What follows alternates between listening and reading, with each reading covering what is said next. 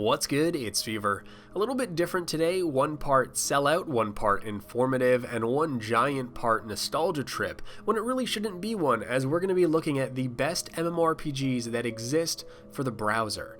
Interestingly enough, I wasn't just sitting here racking my head for a video idea. I decided instead to check in on a game that was recently in general gaming news, and that just sent me down this long rabbit hole. Because that game I played damn near 20 years ago, and I found out that it was not only still being updated, but people were still playing it actively. So let's start the list off with that game, with Tibia. Now, you might recognize the name, you might recognize the game. It has this charming 2D sprite aesthetic, probably best known for its incredibly steep isometric fixed viewpoint, and is one of those MMORPGs of yore, from a time with more hardcore death penalties, with lax rules on PKing, and no outstretched hand to hold and help you through the game or guide you. And I checked in on it because someone was about to walk through the Bermuda Gate of Expertise, and this was a door that only a level 999 player could go through, that was put in the game with the intention that no one would ever reach that level. But after almost 2 decades, you've given people the time to reach that goal, and I was surprised to see not only that the game was updated, but thriving in both content and community, and also the ability to play the game in browser, which got me interested in not only what's still around, but what's possible on browser now. You can't mention Tibia without mentioning the juggernaut of the browser space, Runescape. There isn't much to say about this game that hasn't been said. It has remained relevant and competitive even with full-fledged console or PC-specific games. It was a proof of concept of a monetization method that has now been adopted genre-wide. It has a rabid and devoted fan base and is just a truly unique sandboxy type of game. It's seen graphical overhauls and combat reworks and a split in versions, and the content additions just keep going year after year, and it holds a higher concurrent player base in both versions of its game than most MMORPGs, and more than the poster boy for the sandbox style game Eve. This is the browser MMO that could, and it just keeps chugging along. But let's expand further from these two titles with Realm of the Mad God. This game barely scrapes by my definition, but you need to play a little bit loose with it, as browser games tend to do things like replace a game world with interface and windows, and that just isn't the case here, so it scores a little bit of bonus points. This game is best described as a multiplayer bullet hell shooter with RPG elements such as items and class and levels, and just holds a special place in my heart, as I remember it popping up on Reddit in like 2010, 2011, when the developers, I don't even think were working on the game full time, and because of the hive mind's interest, even though I haven't personally played it over this time, it's been very easy to track the game as it has grown, taken feedback, found an audience, and maintained, and through it all gotten like an 82 on Metacritic, which is incredible for a browser game.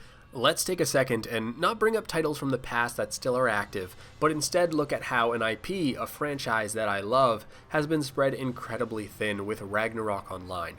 Now, RO was magic. The countless Ragnarok-themed games since have usually been garbage. However, you can actually still play that magical version, that original Ragnarok Online, through your browser. However, it will just suffer from the same stuff you deal with in private servers, where population might be low and it's split across many different browser versions of the game, or the official version or unofficial versions. You can still get your taste of the game, but it just isn't the same. Shamefully though, I've actually been playing, and I guess playing might be the wrong word, I've had this new released this year Ragnarok Journey playing itself on a separate screen.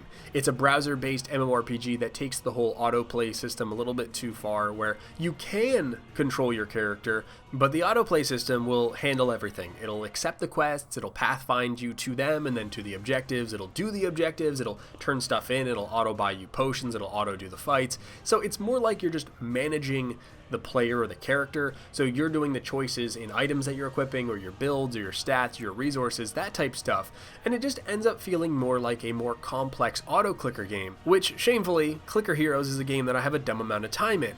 But this is a very good example of a type of browser MMORPG that exists in many, many forms and many variations, usually themed around different IPs. They exist for Sword Art Online, and Naruto, and One Piece, and if you can think it, it's been skinned. These aren't quite games that I would ever recommend for someone to play serious, but they can be fun distractions. A dude I follow as an MMORPG content creator, Scion Storm, he's played as many MMORPGs as me, and the same very high quality ones, and has been choosing to play the Naruto browser game over all of them because there is an appeal despite the hate that they justifiably get, and based around the different IPs, they have varying levels of success as long as those IPs stay hot. Next, we have Drakensang Online. This is a game that has always impressed me. It pushes the limit of what you imagine a browser game can be and what it can look like. It plays like an action RPG with MMORPG elements sprinkled on top. It boasts a beautiful world and aesthetic, not even by browser standards, just in general. Like, it looks better than some console and PC specific games. The playstyle and the feel of the game felt very Torchlight to me, which is a very good thing, and it has a pretty robust PvP system. I'm not saying it's perfect, but Drakensang Online is the browser game that doesn't feel like a browser game. So that's the list, right? What I found so interesting and sparked me wanting to talk about these games is that for the most part, they're all long-standing titles and games doing well in population and community and in revenue. These aren't just games that I decided to talk about. These are the big dogs in a market that pumps out games every single day and isn't really known for its longevity. These have maybe not stood the test of time, but have been mainstays, and I bet you if you found or searched for the browser MMORPGs of 2016, for 2015, for 2014, all the way back, you're probably going to see a similar list because of the quality level of these games in contrast to the other games in the market. But there's also something really interesting in the combination of browser and MMORPG, or even just RPGs. As a game released for the browser, you have some very real advantages. It's low spec, it's usually free, it's playable at school or low-key at boring jobs, it's incredibly accessible, it's portable even, usually, very simple drop-in, drop-out gameplay, all things that can appeal to younger people or kids, and RPGs or MMORPGs, they're kind of like hooks. They offer a feeling of accomplishment, or they give an illusion that your time is worth more than the enjoyment that you got out of it. It gives a place to escape to that can become familiar, and that familiarity then can't be matched by other games out the gate, and if they keep putting stuff in front of you to do, it's sometimes hard to walk away. What blew my mind, while not quite an MMORPG, but a basic RPG, AdventureQuest is still around. And I remember playing that game like every computer lab class for almost 3 years, and looking at it, it doesn't look like much. It looks like your buddy drew the images for the graphics. It has this amateur, not even indie feel, and that's still going. It's thriving even with an adaptation for a 3D world AdventureQuest coming out last year. It didn't really do too well, but the fact that they were willing to make that game shows a confidence in the IP, and that's still going. It's thriving even when games like Drakensang are still around. And it might be easy to just pin it all on the whole sunken time fallacy where people keep playing the games because they've already spent so much time playing those games. So if they get you as a kid and you grow up and you have the option of playing many different games, you might just opt to play what's familiar to you, what you've made progress in, where you have social ties. There's obviously some truth there, but in a game that's 20 years old, there's obviously going to be some dated design decisions that people might prefer.